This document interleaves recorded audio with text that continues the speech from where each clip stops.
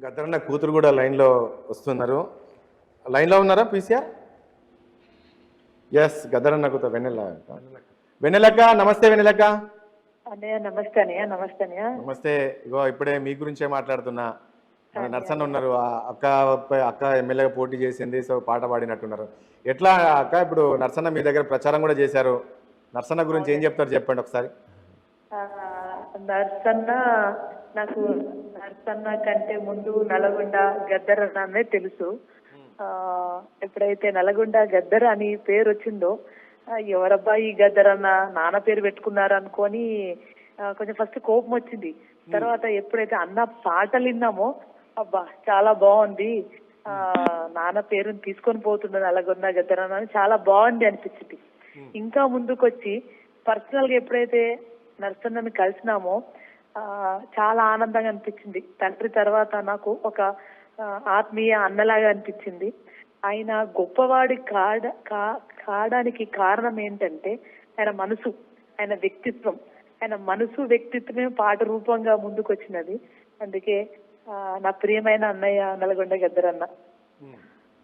అక్క, మీ మొన్న మీ ఎలక్షన్ మీ మీద మంచి సాంగ్ పాడిండు, చాలా బాగుంది. అవునన్నయ్య, అవునన్నయ్య. అన్ని పాటల్లో కంటే ఇప్పుడు రేవంత్ అన్న మీద పాట మూడు రంగుల జెండా ఎంత హిట్ అయిందో, అవును, అట్లాగే గద్దరన్న బిడ్డ మీద రాసిన పాట అంతే ఊపిరిచ్చింది, అంతే హిట్ అయింది. చాలా బాగుంది. నిజంగా రాస్తాడు. అంటే నేను ఎలా ఉన్నానో నన్ను చూసినట్టే ఆ పాట రచించి ఆ పాట పాడినారు. అది చాలా అద్భుతంగా.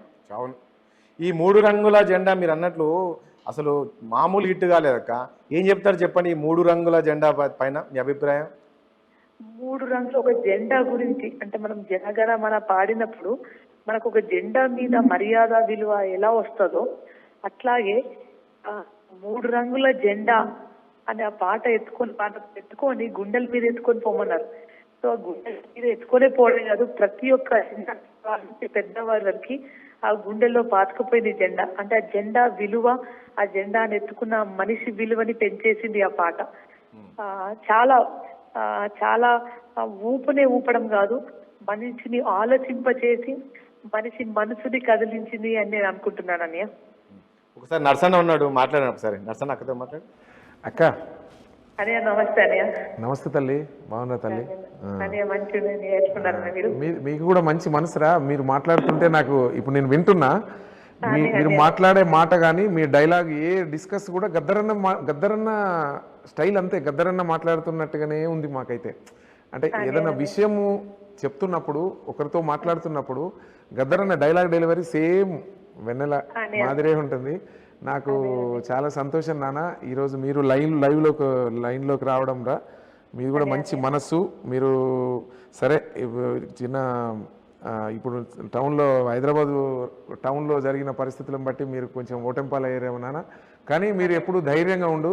నిజము నిక్కచ్చిగా నక్షత్రంలా పొడుచుకొస్తావు.